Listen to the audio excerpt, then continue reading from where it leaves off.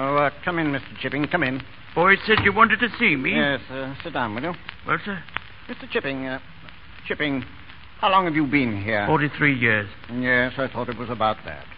Have you ever thought that you might like to retire? Retire? No, I can't say I have thought about it yet. Well, Mr. Chipping, the suggestion is there for you to consider. But I don't want to retire. I don't need to consider it. Nevertheless, I suggest that you do. And I suggest I don't see why I should. Well, in that case, Mr. Chipping, things are going to be a little difficult. Difficult? Why difficult? Well, since you forced me to use plain words, Mr. Chipping, you shall have them. For some time past, you haven't been pulling your weight here. Your methods of teaching are slack and old-fashioned. Your personal habits are slovenly. And you ignore my instructions in a way which in a younger man I should regard as rank insubordination. But did you say slovenly? Yes. Now look at that master's gown you're wearing. I happen to know that torn and shredded gown is a subject of continual amusement throughout the school. Is it? You also said something about insubordination, I believe. Yes. I was speaking of the question of Latin pronunciation, Mr. Chipping. Oh, that. Yeah, I think I told you when I first came here that I wanted the new style used exclusively. The other masters obeyed me. You prefer to stick to your own methods, and the result is complete chaos and inefficiency. Well, I don't agree with the new pronunciation. Oh, really? No, in my opinion, it's a lot of nonsense. Making the boys say Kikero at school when for the rest of their lives they'll say Cicero, if they ever say it at all. And instead of vice him, heaven bless my soul, you'd make him say, we kiss him. There you are, Mr. Chipping. That's exactly what I'm complaining of. You hold one opinion and I hold another. And since you decline to give way, there can't very well be any alternative. What's that? Mr. Chipping, Brookfield is an up-to-date school. I understand, however, that your Latin and Greek lessons are exactly the same as they were when I first began. Yes, they are. For that matter, they're the same as when your predecessor, Mr. Meldrum, was here. We began here, Mr. Meldrum and I, in 1870. And it was Mr. Meldrum's predecessor, Mr. Weatherby, who first approved my syllabus. You'll take the Cicero for the fourth, he said to me. Cicero, too, not Kikero. And I don't intend to resign, Mr. Ralston, and you can do what you like about it. Good day.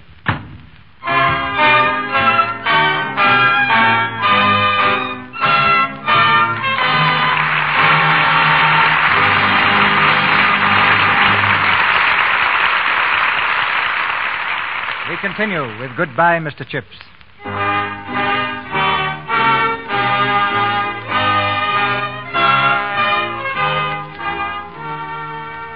The news that Ralston had asked Chips to resign was soon public property, and the result was a spontaneous outburst of sympathy. The masters and the boys rallied to Chips' cause, threatening a public riot if he was banished from Brookfield. And so, he stayed. But in the winter of 1913... the old man fell ill and was off duty for almost the entire term. It was that which made him decide to resign. At the end of term dinner, given in Chip's honor, he received a farewell presentation from the boys. And so, sir, the boys of Brookfield have asked me to make this presentation of this gift. It's from the boys of Brookfield to show our esteem and in recognition of the great service you performed for Brookfield.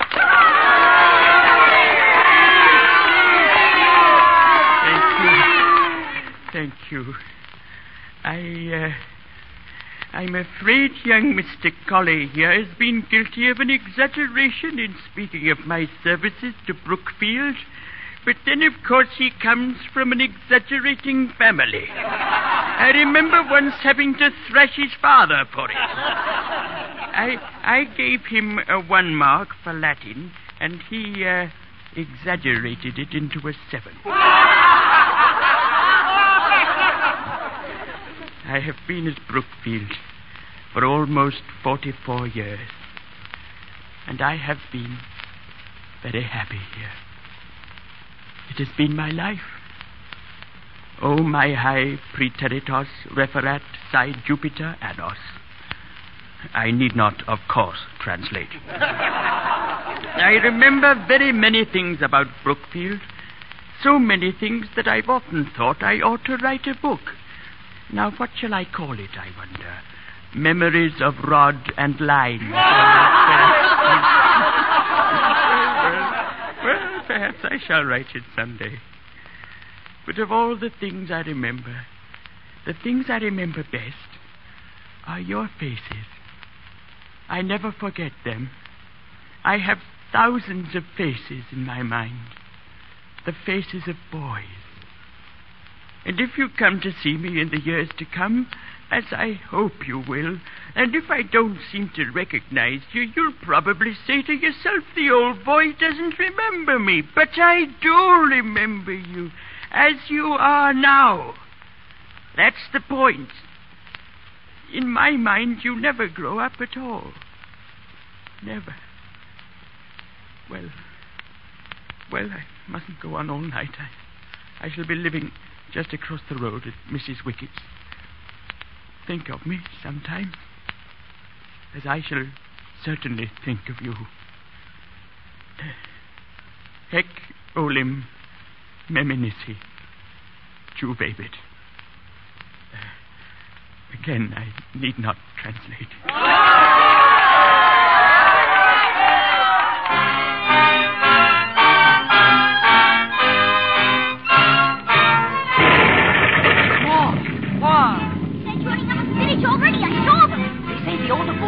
Are going to form training squad. My father's going. So is mine. Mr. Chipping, sir, do you think it will last long, Last sir? long? Of course not. Impossible, Lancaster. We ought to have it finished by Christmas at the very latest. But why are you thinking of joining up, Lancaster? Lancaster's a little short for a soldier, sir. Don't you think? Oh, only by a foot or two, eh, Lancaster?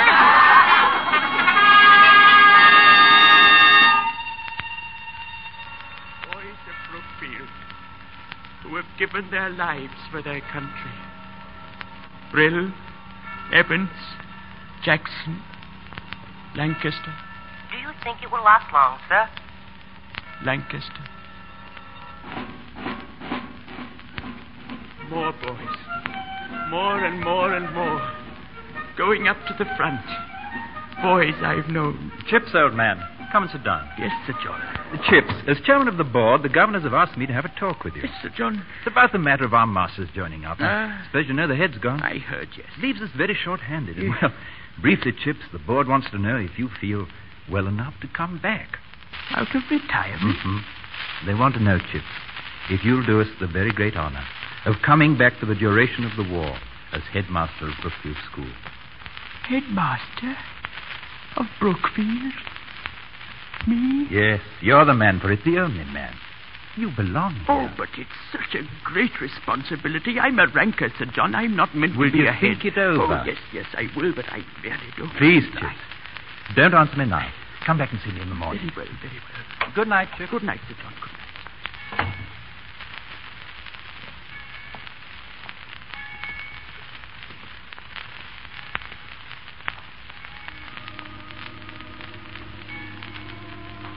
Headmaster? Head of Brookfield?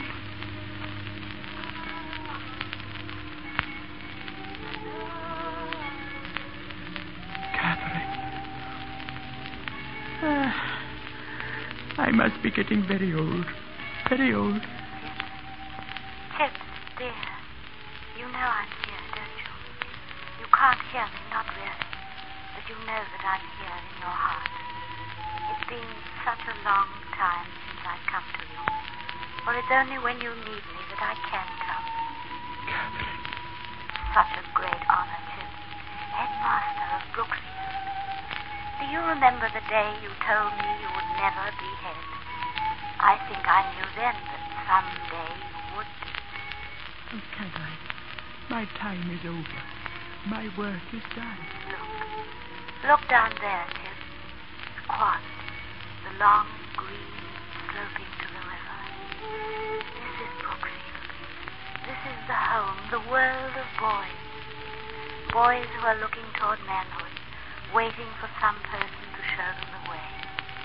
Chip, you are that person. Don't you remember? A long, long time ago. Schoolmastering. So important. To be influencing those who are to grow up and matter to the world. Yes, Chip. It is a great responsibility. But they need you. And you must have courage. Do your best, Chip. That's all anyone can do. But don't fail them now. I tell you to accept the headmastership. I tell you from across the place with Brookfield. And with me. I believe in you. Chip, have I ever